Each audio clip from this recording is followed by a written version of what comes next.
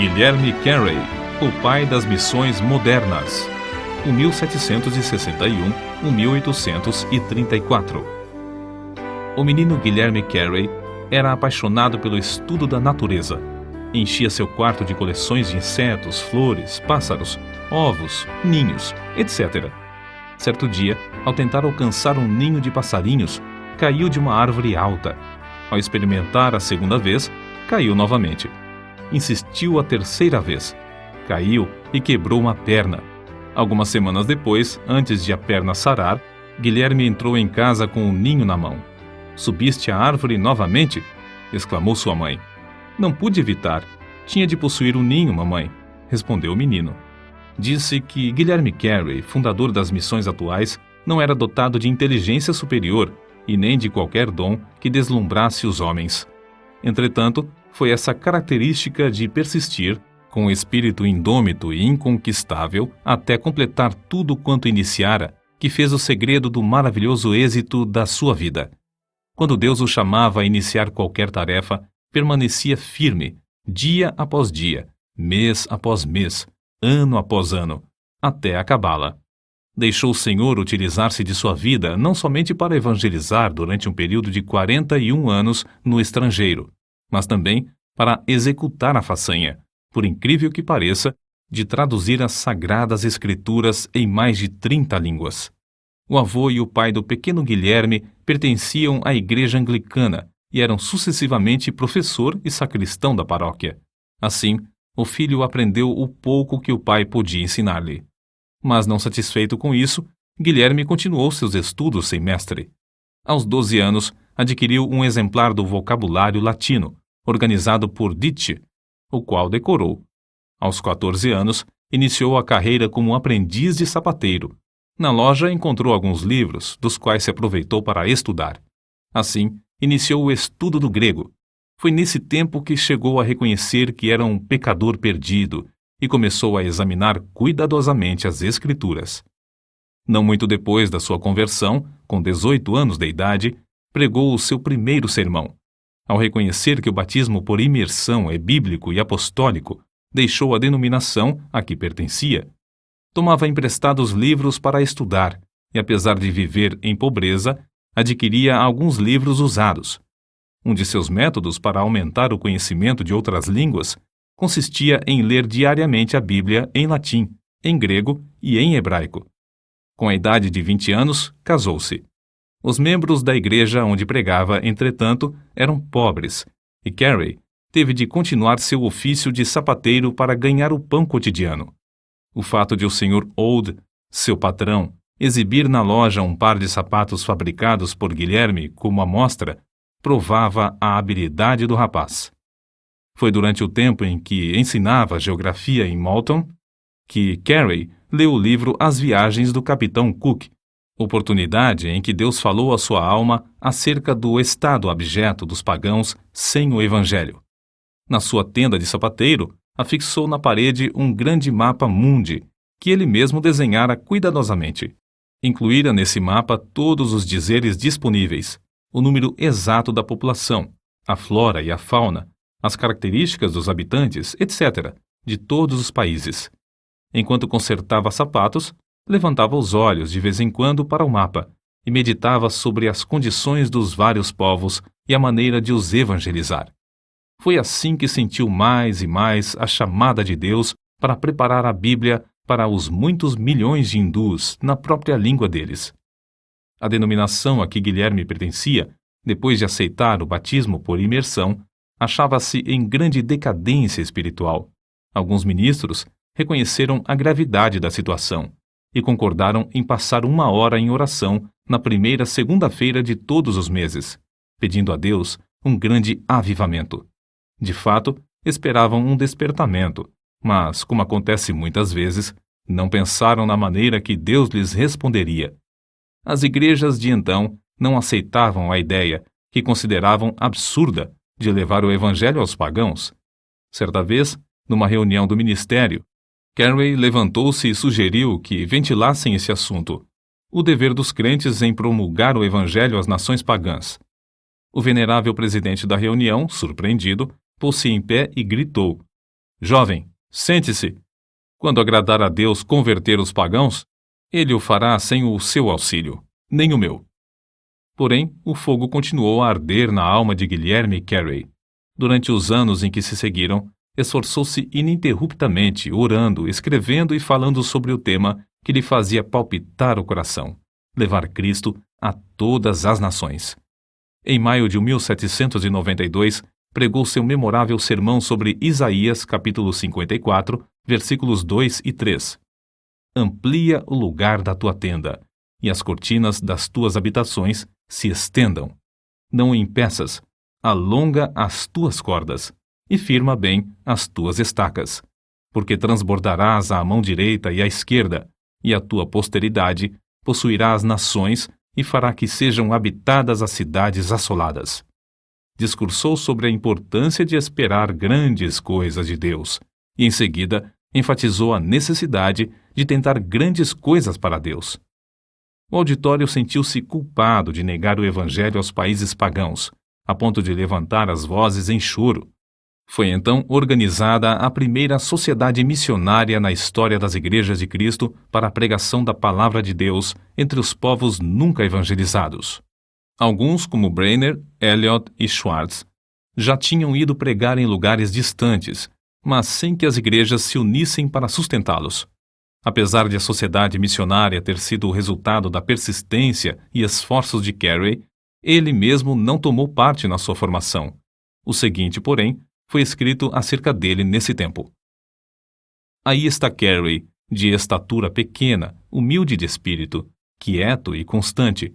Tem transmitido o espírito missionário aos corações dos irmãos, e agora quer que saibam da sua prontidão em ir aonde quer que eles desejem, e está bem contente que formulem todos os planos.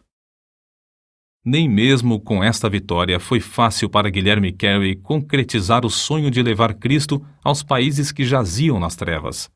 Dedicava o seu espírito indômito a alcançar o alvo que Deus lhe marcara. A igreja onde pregava não consentia que deixasse o pastorado. Somente quando recebeu a visita dos membros da sociedade é que o problema foi resolvido.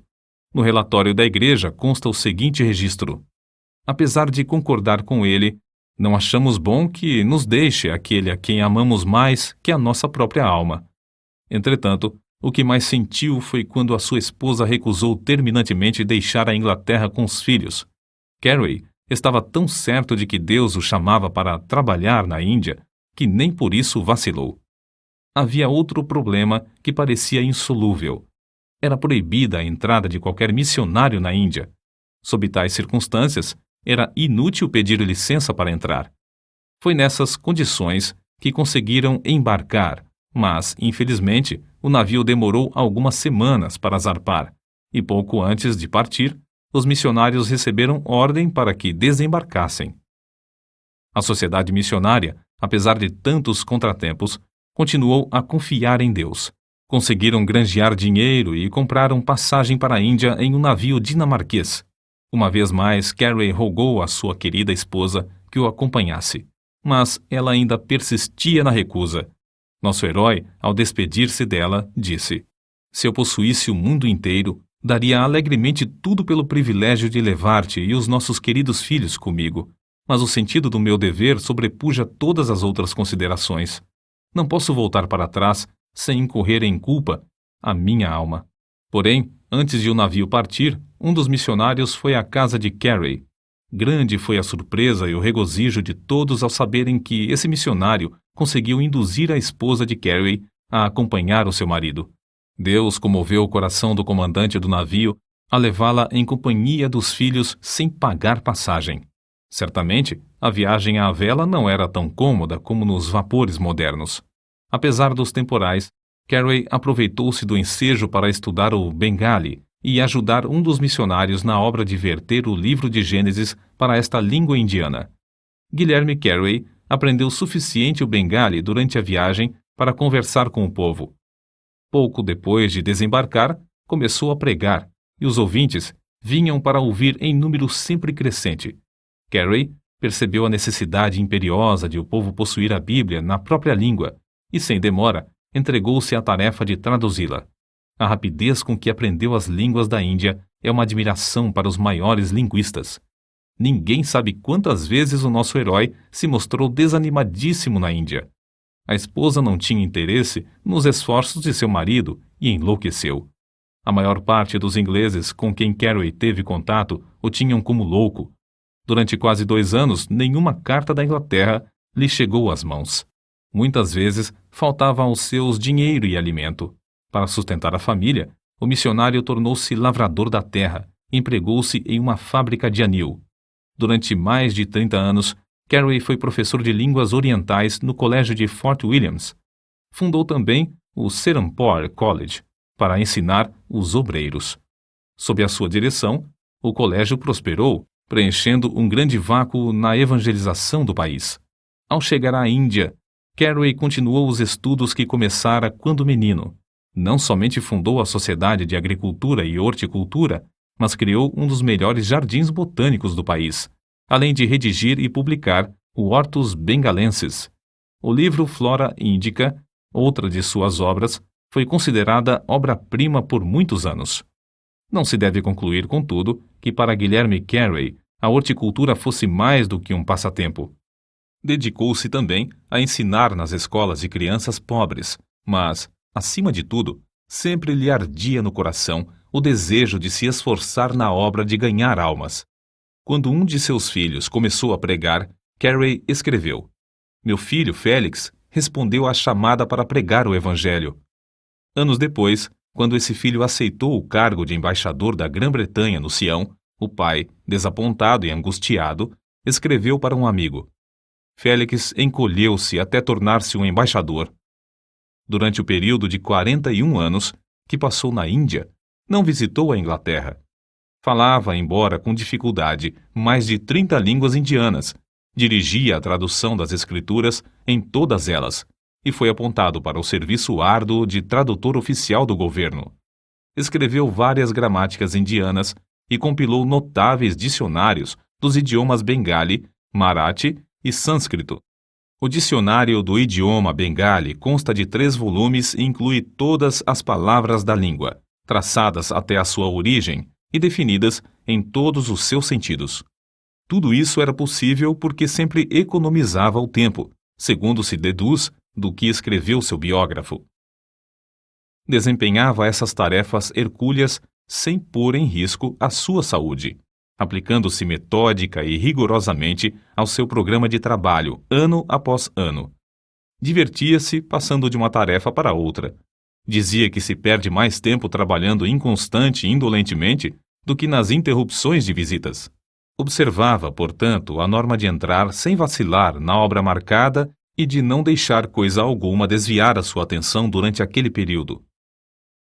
O seguinte escrito, em que pede desculpas a um amigo pela demora em responder-lhe a carta, mostra como muitas das suas obras avançaram juntas. Levantei-me hoje às 6 da manhã, li um capítulo da Bíblia hebraica, passei o resto do tempo até às 7 em oração.